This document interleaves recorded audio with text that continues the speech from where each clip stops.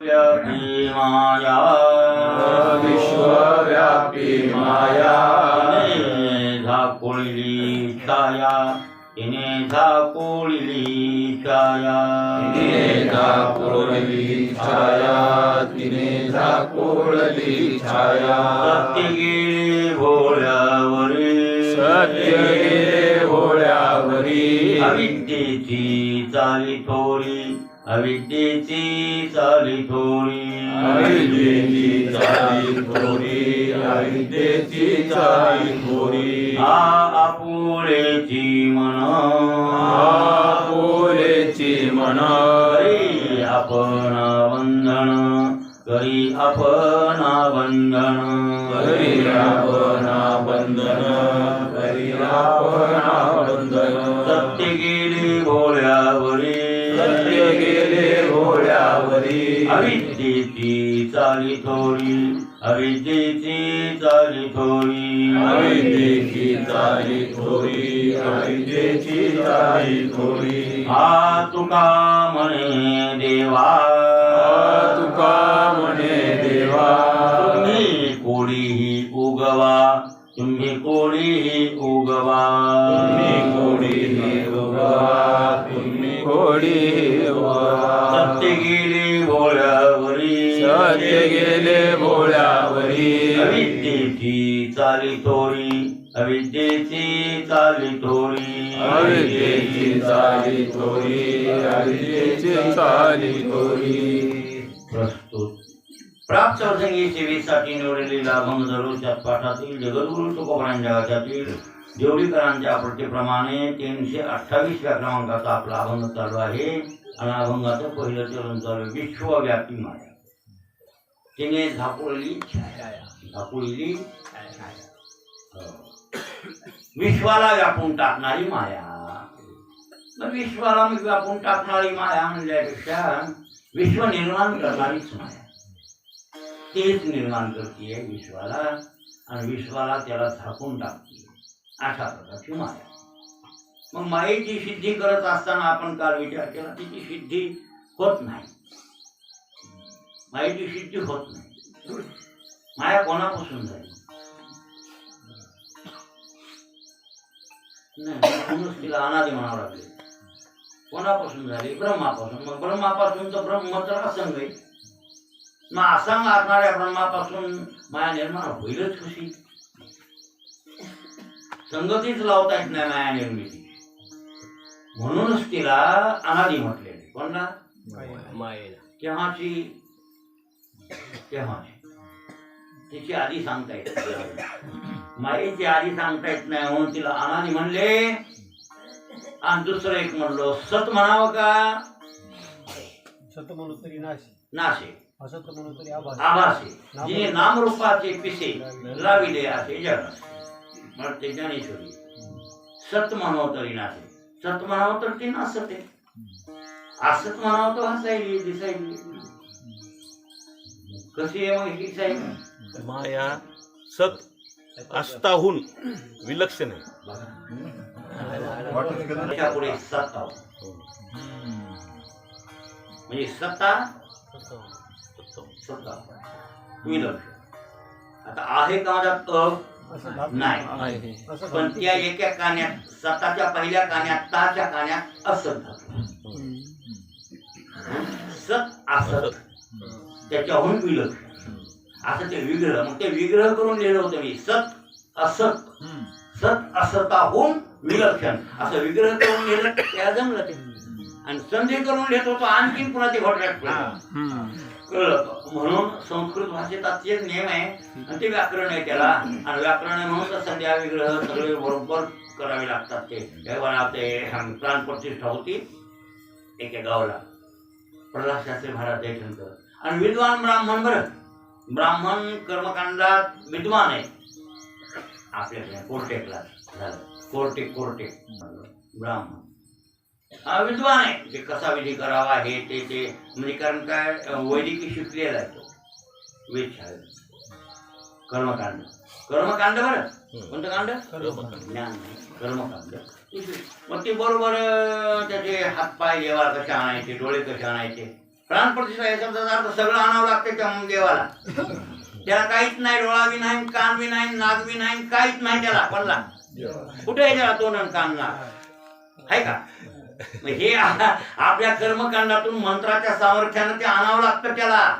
आणि तेव्हा ती प्राणप्रतिष्ठा उगच जाणायचा आणि भावली बसवायची तसं जमत नसते. 5 एकाला येड ओलालं ना स्वामी. हा? तू 5 ते अवयव आणि मग एक एक काळी लावून गवताची ती दर्भ म्हणतात. ती दर्भानं आम्हाला पडला शास्त्री लावायला लागलं दर्भ. म्हणजे काय नाक कसं देवाला आणलं, नाकाचा मंत्र म्हणलं की तिथं नाकापाशी लावायची ती काळी. हे असं चाल आणि हे सगळं झालं. म्हणजे सगळं संपल्यावर त्यांचे संधी विग्रह चुकला. कोणाचे? पडला शास्त्री मला हळूच म्हणतो हे ना संध्या विग्रह कळलं. तर भाऊ त्यानं व्याकरणाचा अभ्यास केलाय का? फक्त मंत्र शिकले. एवढ्या संध्या विग्रह न कळायला त्याला व्याकरण अभ्यास करावा लागेल. किती कर्मकांडातले वैदिक मंत्र शिकले असले प्राणप्रतिष्ठे पुरते तरी व्याकरणाचा अभ्यास केल्याशिवाय संध्या विग्रह कळणार नाही. असा त्यातला अर्थ आहे ना. कुठून अशुद्ध धातू निघतो, कुठून त्याचा लोप होतो, कोण्या साक्षराचा स्वामी कोणता आहे, आणि हे त्यांनी शिकलंच नसल्यामुळं मग त्यांना येईलच कसं. त्यांचा दोष नाही, ते येतच नाही. मग विद्वान ब्राह्मण आहे तरीही त्याचा दोष होत असतो. माया आपलं कसं सताहून म्हणजे सतही नाही असतही नाही, त्याच्याहून वेगळी ब्रह्म सत आहे. माया सत असताहून विलक्षण आहे आणि जगत असत आहे पण प्रभाव रूपानं सत आहे. प्रभाव रूपानं अनादीच आहे. ते कोण? जगत. त्याची उत्पत्ती कुठं कशी सांगावी? उत्पत्ती सांगितली चक्रापत्ती दोष येईल. म्हणून तर देवावर निर्गुण्याधिक वैषम्याधिक दोष येत नाही. नाही तर देवावर आता उदाहरणार्थ एखाद्या माणसानं आता ती गृहीत धरा की केसाला तर सध्या काळ चांगला आहे, त्यानं चांगलं पहिल्या जन्मात काही केलं असेल, आपण कर्म त्यांचं शुद्ध आहे पहिलं माणूस, बरोबर आहे ना. हे नारायण आहे, याचा काळ जरा वाईट आहे असं गृहीत उदाहरण द्यायला. आणि मग त्यानं पहिल्या जन्मात वाईट कर्म केलं असेल असं म्हणून. मग याच्यापूर्वी काय होतं, त्याच्यापूर्वी त्याच्यापूर्वी त्याच्यापूर्वी त्याच्यापूर्वी मग जगत उत्पत्ती झाली त्यावेळेला कुठं कर्म आहे हे पुन्हा घडलं असं खाली वेळी. पण सुरुवातीला जगत निर्माण केलं असेल त्या ईश्वरानं त्यावेळेला सर्वांचे कर्म तर सारखेच असतील की. म्हणून जगताची उत्पत्ती सांगता येते. आणि जर सांगितलं तर मग ते त्याच्या कर्मापासून ते त्याच्या कर्म त्याच्यापासून असं तसं जर म्हणून सृष्टी कशापासून निर्माण झाली कर्मापासून. कर्म कोणी केलं तर सृष्टी त्या लोकांनी. हे दोष कोणता आला? चक्रापत्ती. म्हणजे चक्रापत्ती दोष येतो. त्याच्यासाठी हे काही संगती. म्हणून जगाला प्रभारूपानं अनादीच मानलेले 7 पदार्थ अनादीत ना. त्यापैकी खरे 6 पदार्थ अनादी शास्त्राने सांगितले. हो पण 7वा पदार्थ त्याच्यामुळे ते अनादी सांगितलेला आहे. एक मग माया सत असत होऊन विलक्षण. मग सत असतो विलक्षण. दोन्ही वर्गा सर्प सत आहे की असत आहे? हा सत बी म्हणतात नाही, असत बी म्हणतात नाही. म्हणजे सत असताहून तेही विलक्षण आहे. शिंपल्यावर घातणार रूप, शिंपल्यावर घातणार रूप, स्थानवर पुरुष, वांझेचा पोरगा ते तसा नाही. असत आहे इथं धोका काढला तुम्ही. वांझेचा पोरगा असत आहे येडे हो. वांझेचा पोरगा सत कुठला आला? तसं असं विलक्षण नाहीये. वांझेला पोरगच नाही दिसलं का तुम्हाला? हा नाही वांझेला पोरग आहे का? मग ते असतच आहे की. सत कुठे आहे ते? पण स्थानवर पुरुष तसा नाही. ज्यावेळेला जे बघतंय त्यावेळेला ते स्थानवर पुरुष वाटला भासतंय तवाच म्हणते इथं कोणतरी माणूस आहे. फडावर म्हणा की स्थान म्हणजे लाकडावर काय माणसाला वाटत रुचकीवर इथं माणूस बसले. संध्याकाळी पेरण्या चमकत होत. पेरण्या चंद्राचं चालणं असावं मोठ्या पेरणीत. हा माणसं बुजत होते ना. रुचकीचं धूर पाडायचं असं का नाही त्या धुळ्यावर माणसाला वाटतं कोणतरी बसले हो.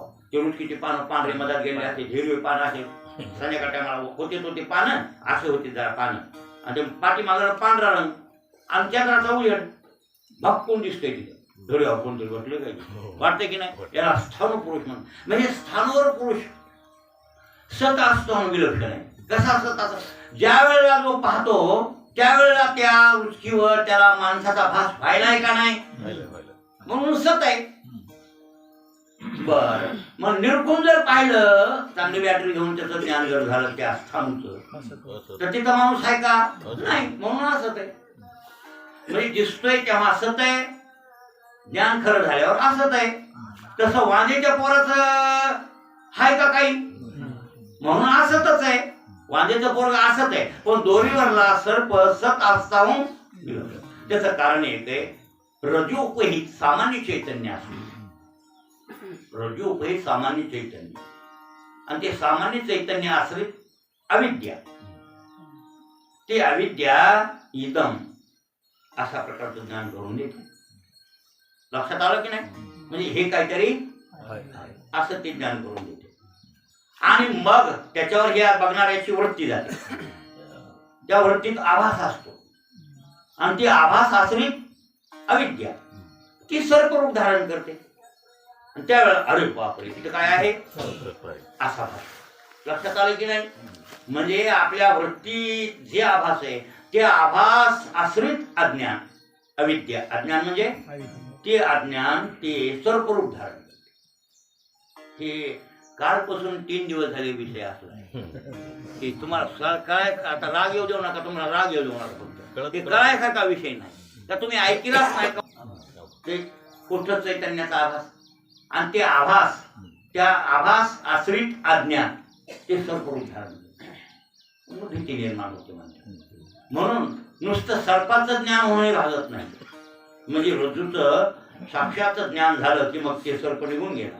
सर्प तिथं असतो का पण नाही, तरी पण खरं तर इदम नष्ट व्हायला, काय नष्ट व्हायला पाहिजे, खरं तर त्याच्या मुळाशी कारण इदम हे काहीतरी आहे. अशा प्रकारचा जे तुमच्या अंतकरणाची भ्रांती झाली आहे, काय झाली आहे, ती नष्ट झाली की मग ते काहीही नाही, इदम बी नाही, दोरीही नाही, आणि सर्व तिथपर्यंत ते इदम पर्यंत नष्ट व्हायला पाहिजे, इतकं ज्ञान व्हायला पाहिजे. नुसतं रज्जूचंही ज्ञान होऊन भागत नाही, कारण का रज्जूचं ज्ञान जर झालं तरीही ते इदम जर शिल्लक राहिला तर दुसरीकडे आणखी ते काहीतरी भीती निर्माण करेल.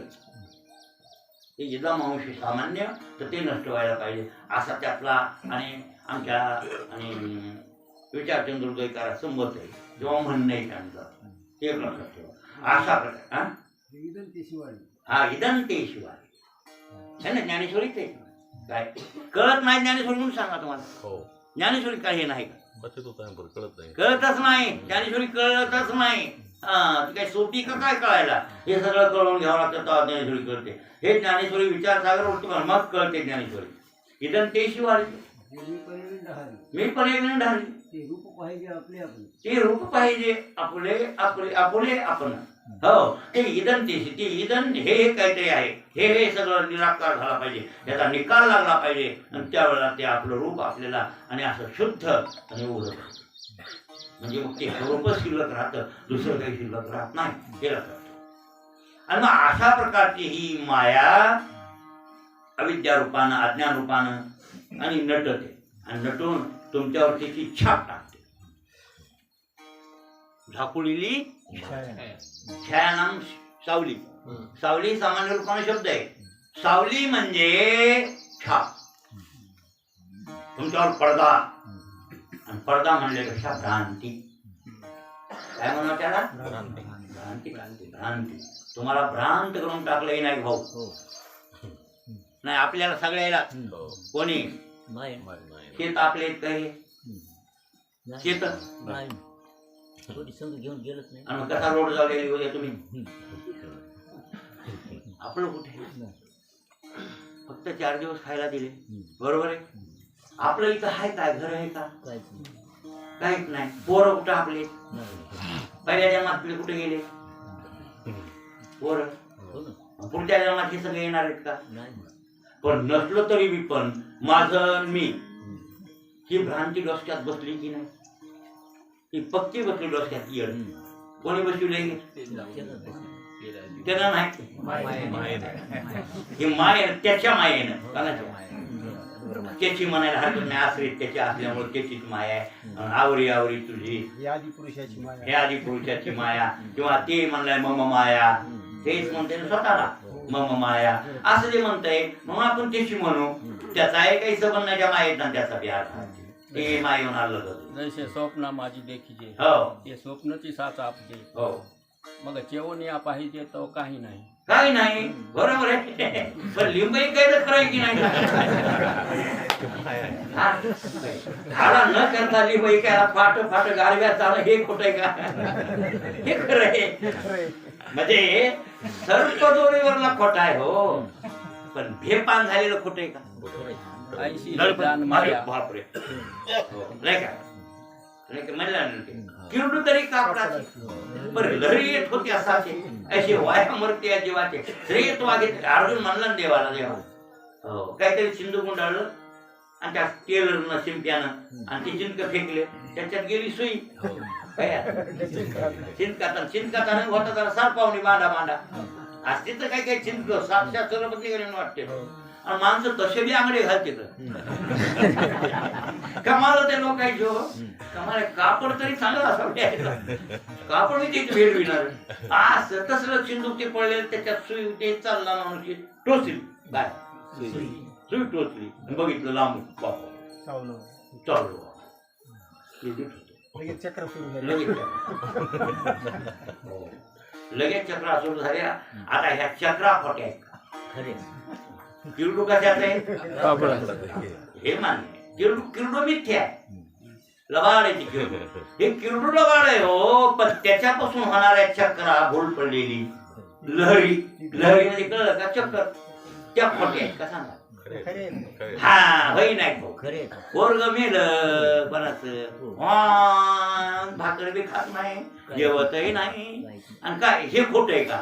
पोरग खोट आहे, पण त्याच्याबद्दल येणारी लहाट ही खरी, लहरी ही खोटी का? होय मानिका? कोणी कोणी आमचं पोरगले बेकार निघाला म्हणून रडायचं पावी, कोणाचं काय नाना प्रकारचे दुःख ह्या संसारात जे माणसं भोगायले, हे दुःख भोगायले ते खरे आहेत की?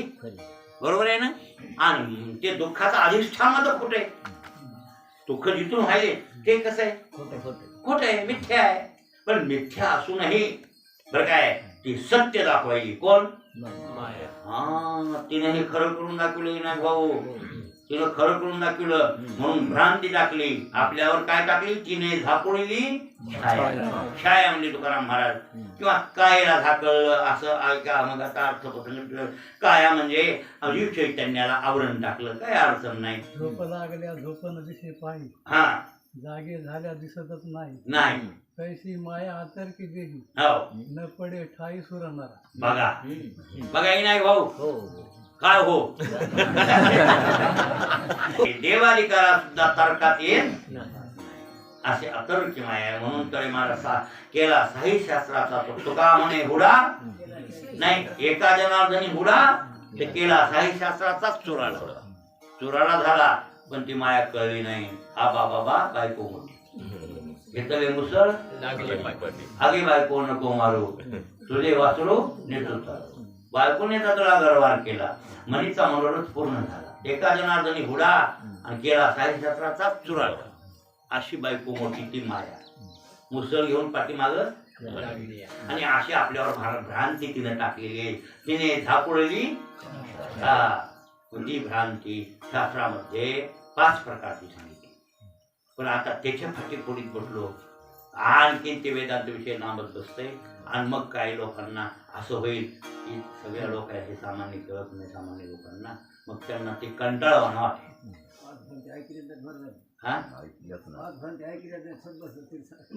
नाही शब्दशः सांगून का तो मोकळं होतो, पण त्याचा विस्तार नका करायला.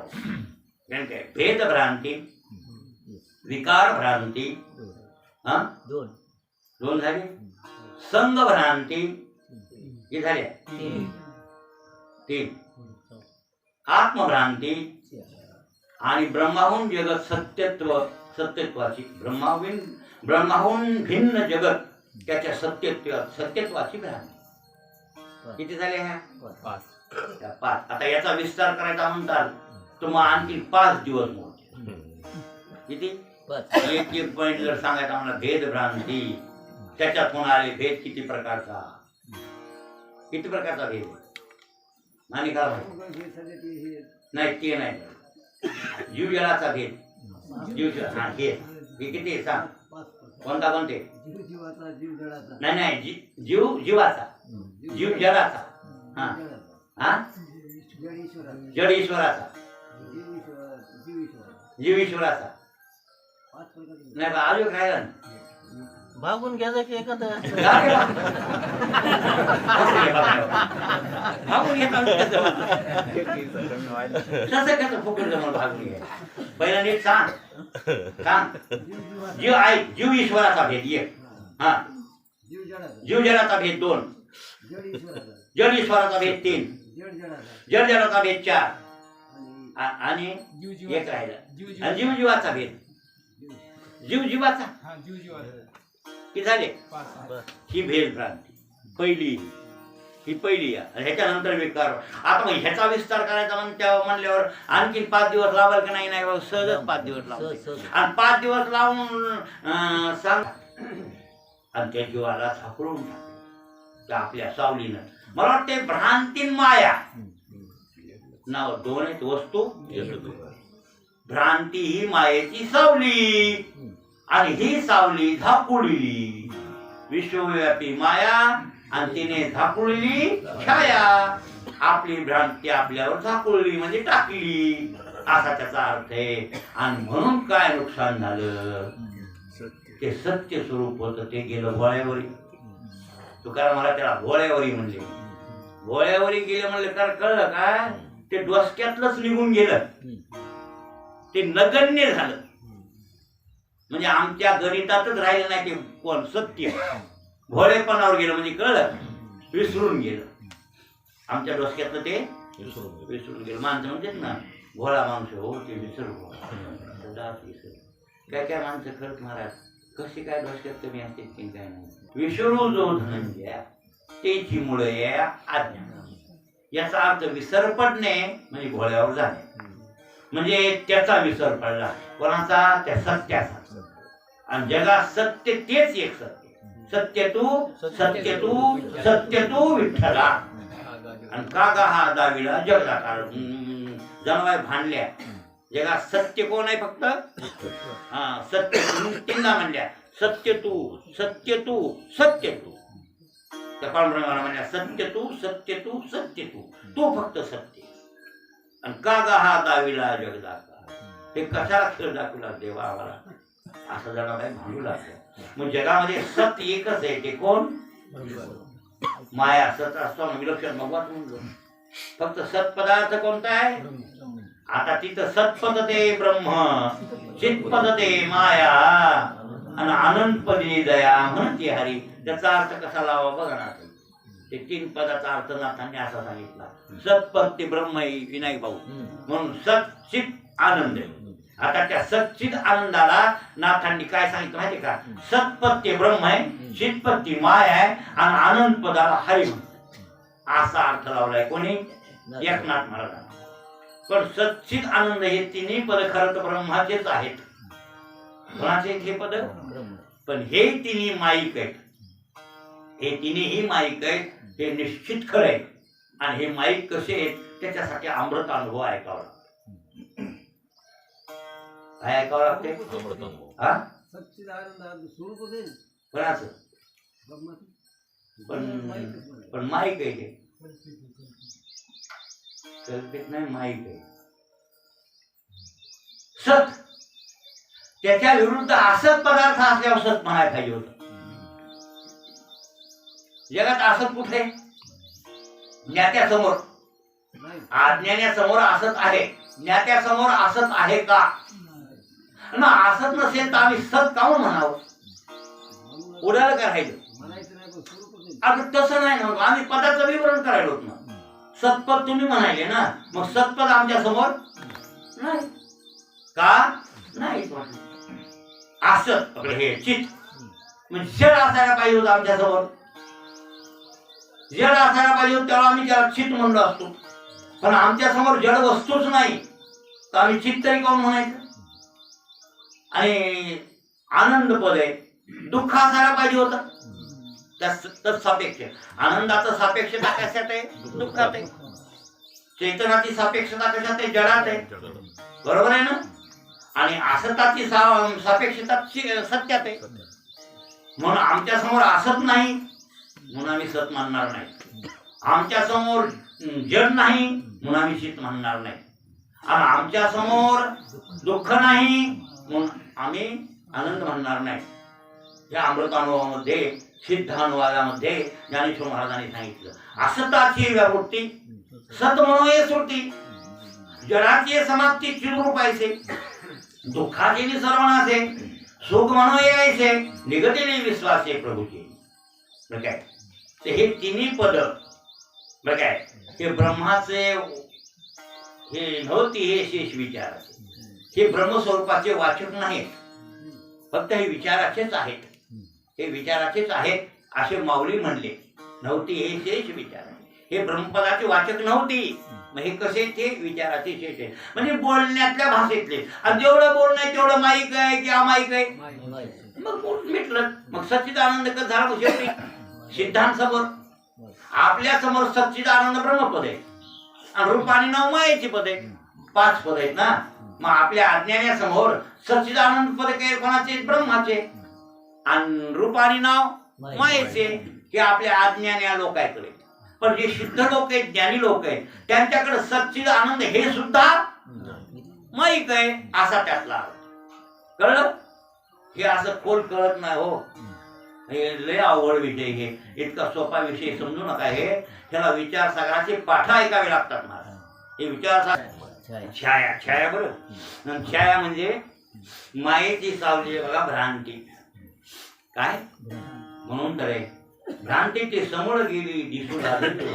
तुम्ही नुसतं म्हणतात का? त्याचा फायदा मात्र काही. भ्रांतीची समोर गेली दिसू लागली, नाचत प्रेम छंदे चालू लागल सपाट, आणि एका जनार्दनी पावलं पंढरी पेट. असं नुसतं तोंडात आहे तुमच्या काकड्या, म्हणजे तोंडातला अर्थ कवा उतरल? पहिली गोष्ट तर अर्थाकडे तुम्ही येणार नाही, आणि अर्थाकडे जरी आले तर त्या अर्थ अनुभवात उतरायला अवघड आहे. अशी भ्रांती मायेची सावली आहे. भ्रांती म्हणजे मायेची काय आहे? आणि ती सावली भ्रांती टाकली का आनंद दुखाव टाकली? कोणी? बाहेर भ्रांती सच्चिदानंदावर नाही टाकली. सच्चिदानंद आनंदावर अद्वैतावर टाकली. नाही नाही नाही, अद्वैतावर मला काय म्हणायचे? जे चैतन्यानं मायेनं प्राप्त झालेलं त्याच्यातलं त्याला निकृष्ट अवस्थेला आणलं. त्या कुठस्थान, ते कुठस्थ आहे ना, कुठस्थ निर्विकार आहे. कविकार विकार आहे त्याच्यात. कुठस्थ निर्विकार आहे. कुठस्थ ब्रह्मचैतन्य एक का दोन? एकच आहे. फक्त अंतकरणाच्या उपाधीमुळे तितक्यामुळे त्याचं नाव कुठस्थ आले.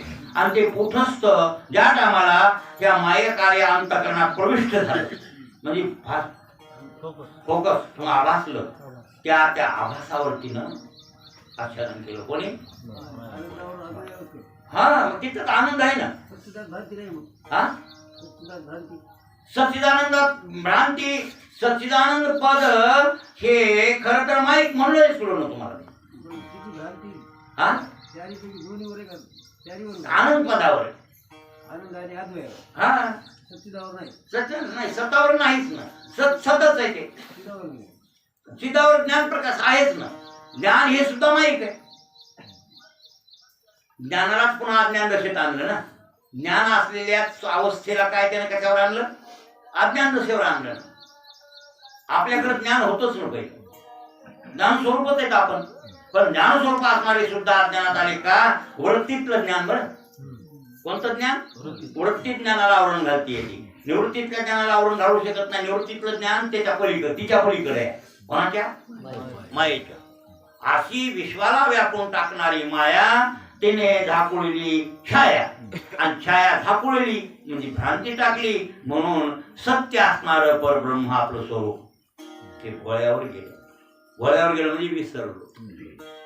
आपल्या खऱ्या स्वरूपाला आपण विसरलो. ज्ञानेश्वर महाराजांनी सांगितलं ना, म्हणजे सिंहाचं पिलू, माऊलीचा दृष्टांत त्यांनी दिला. सिंहाचं पिलू लहानपणी मेंढपाळानं पाळलं.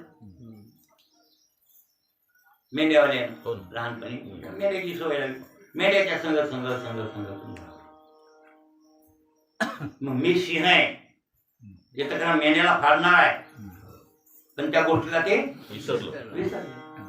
सिंह असणारा आणि सिंहपणाला विसरला आणि मेंढी होऊन खाली मान घालून हिंडू लागला सांगते. संगतीमुळं, त्यांना कळाल्यामुळं. एके दिवशी त्या विहिरीवर गेलं आणि विहिरीवर गेल्यावर मधून त्याला त्या पाण्यात प्रतिबिंब दिसलं. कोणला? त्या सिंहाला. ते म्हणलं माझ्या शत्रू मधात निघाला हा, आणि त्याच्यावरती गरम व्हायला लागलं. कोणावर? पाण्यातले तेव्हा. हाय काशी ओवी ज्ञानेश्वरी. आणि तुम्हाला खरी मग ज्ञानेश्वरी काढायली म्हणतो. ह्याच्यावरच आहे हे. ही काढा ओवी, उद्या आणा काढून. मी सांगावं तर काढायचं नाही तुम्ही. आद्य नंबर वय नंबर सांगा ना. ते तसं प्रतिबिंबाला बघून खेकाळायले त्याच्यावर. त्याला कळना ना, त्याला वाटायले पुढचा कोण आहे माया? शत्रू आहे म्हणून ते धावायले. आणि कळत नाही महाराज त्या प्राण्याला. मला हे घडलंय म्हणून म्हणायलो. मी खोली झोपलो होतो आपल्या घरी आवडगावला 2-4 वर्षापूर्वी, 5-7 वर्ष झाले.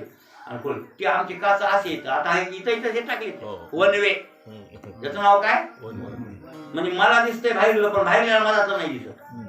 आणि मग बाहेरून माणसाला आपला फोटो दिसतंय. भांड्याला आलो मी, झोपलो होतो मधात. आणि कमाल खिडकी असेल काच लावून आणि प्रकाश भांड्या दिसलं मला खिडकीतून आहे. त्याला मी नाही दिसलो माझं, पण त्याला त्याचं प्रतिबिंब दिसायचं. कोणाला? खेसखेस करायचे. कोणावर? खिडकीवर.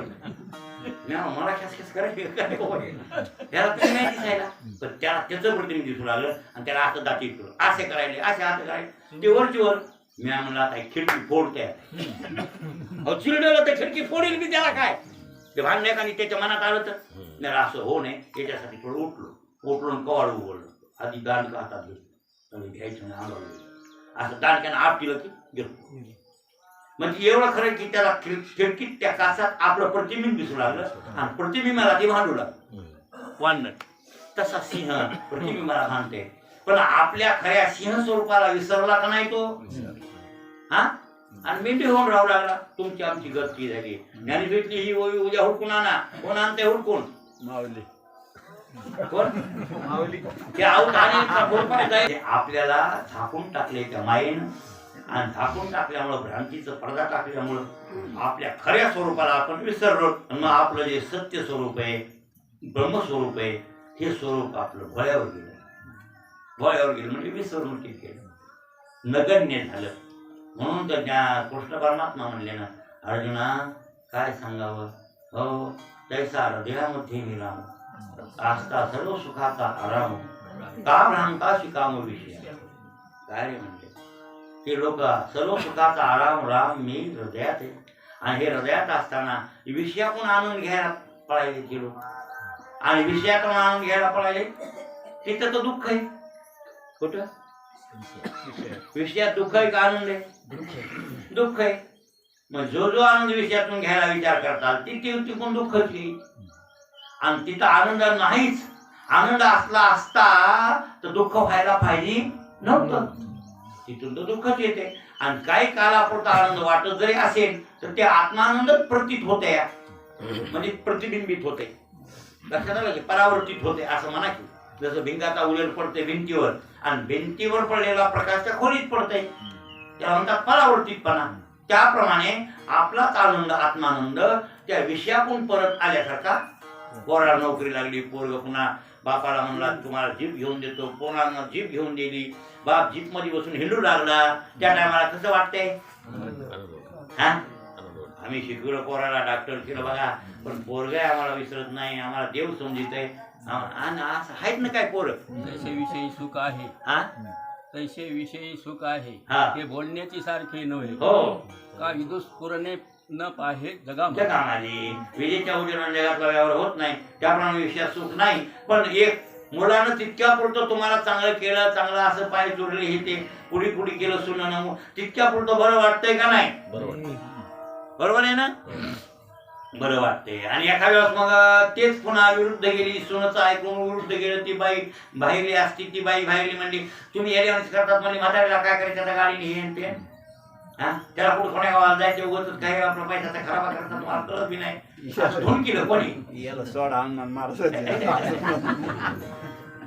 ती धून किती हो हे के साहेब कोणला आणि हे न द्या आपला पोरगा न द्या हे न द्या ऐकत आहे मग त्या टायमाला आपल्याला विसरून आपल्याला बोलतही नाही आणि विचारितही नाही आणि मग तुमचं तोंड वाकडं होतंय काय एवढं शिकविलं इतका खर्च केला आणि हा काही पोरगं मला सांभाळीत बी नाही असं वाटतंय की नाही याचा अर्थ मला त्याच्या दुःखच आहे देखील पण ज्या वेळेला तुम्हाला आनंद वाटला होता हे आत्मानंदच होता त्या विषयातून परावर्तित झाला होता असा त्यातला अर्थ आहे वास्तविक त्या जड विषयात आनंद नाही विषय हे दुःखाच आहे सगळं असा त्यातला अर्थ आहे कळलं आणि सुख आनंद कुठं आहे सत्यात कुठं आहे तुकामने कैसे आंधळे हे जन हा गेले विसरून खऱ्या देवा खऱ्या देवा मग विसरले आणि विसरले तयार थोडं झाले हानी आणि पसतील खाणे पण हे भोळ्यावरी सत्य गेले मला ते सत्य गेले भोळ्यावरी कोणामुळं तिनं सावली टाकल्यामुळं हे नाही भाऊ जीवाचा याच्यात गुन्हा काय हो जीवाचा काय गुन्हा आहे त्या आई बहिणी याला झाकून टाकलं त्या जीवायला मजवीनं पाविजे स्वर्गू हा तो अज्ञानाचा पुण्य मार्गू हो ज्ञानी म्हणती उपस्वर्गू हानी म्हणती हो ज्ञानाला ती हानी रे बाबा पण येण्याला स्वर्ग बरा वाटते की नाही इथलं आमदार व्हायचं बरं वाटेल इथला सरपंच झाला तरी भाग्याचाही नाही भाऊ तुम्हाला पंतप्रधान केलं म्हणतात सगळे म्हणले नाही करावं आता याला पंतप्रधान करू आपण बिनविरोध नग म्हणतात होय हे होय हे नग म्हणते ना जमणार नाही जमत आहे याचा अर्थ मला एक काही असू द्या अज्ञानी लोकांना विषयातला आनंद राहतो बरोबर आहे ना विषयातच त्याला सुख वाटतंय आणि ते नटत पण त्या विषयात सुख नाही हे त्यांना कळत नाही आणि हे का झालंय असं तिनं भ्रांती टाकल्यामुळं तिनं भ्रांती टाकली म्हणजे तिनं छाया पसरली सावली केली तिची सावलीच भ्रांती बोलायचंच नाही जशी दाराची सावली तिची माया आणि मायेला धरून राहणारी भ्रांती तिच्या खाली गेलं ती भ्रांती रूपी सावली आणि भ्रांत रूपी सावलीत पडलं की आनंद वाटतंय बरोबर आहे ना माणसं रमून गेले आणि ते सत्य त्याच्यामुळं खरं स्वरूप ते भोळ्यावर गेलं एकंदरीत उद्याच्यात आले सत्य गेले आणि असत्याची चाली नाही मला वाटतं अविद्येची चाली थोरी अविद्या आणि हिची चाली थोरी म्हणजे हिची